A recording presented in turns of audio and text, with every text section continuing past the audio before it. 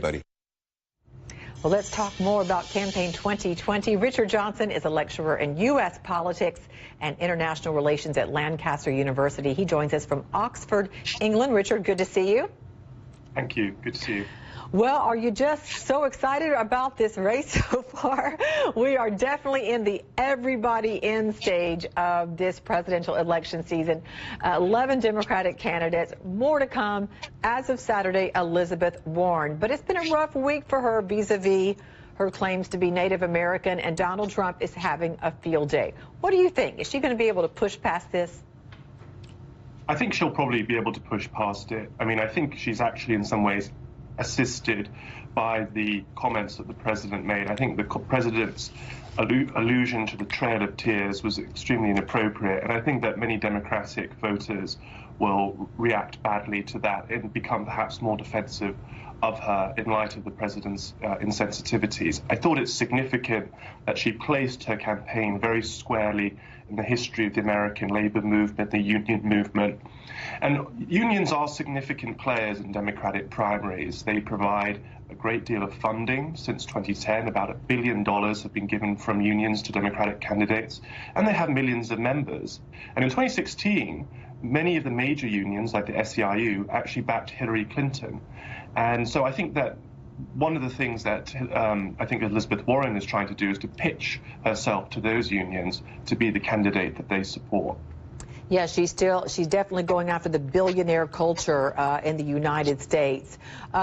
Also, other females, Kamala Harris from California, Senator Amy Klobuchar may announce today while it's snowing in Minnesota. It's a diverse field so far, but is there a rock star candidate that you foresee?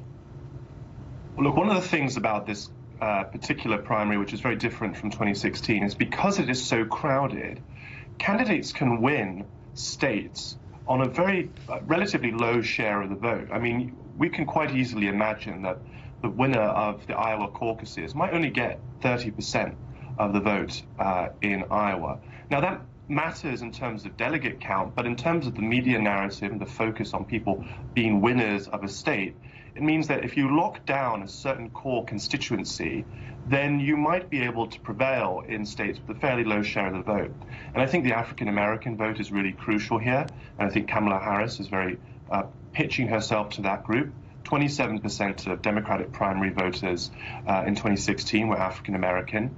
And in some states like South Carolina, we're talking 60% or more of Democratic primary voters are African-American. So I think if Kamala Harris was able to lock down that group, as Hillary Clinton did in 2016, Hillary Clinton won 76% of the vote of the African-American community, then I think she's the one to watch, really, at this stage in the game. Yeah, in the first 24 hours of announcing her campaign, she raised $1.5 million online dollars.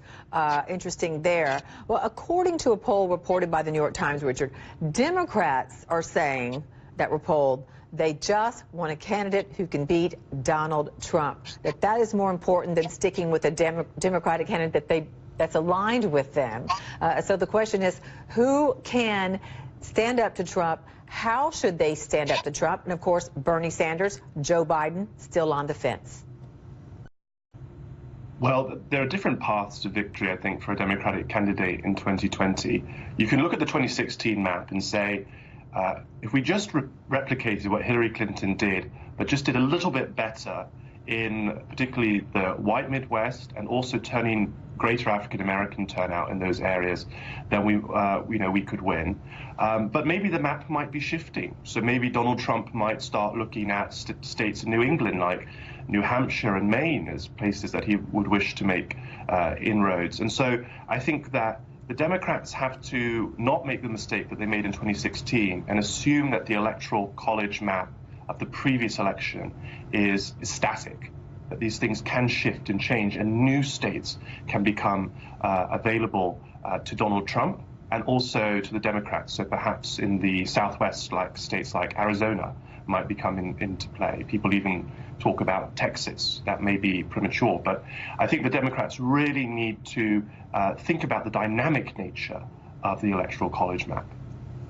Well, it certainly will not be a sleepy presidential election, and it's off and running, will it, Richard?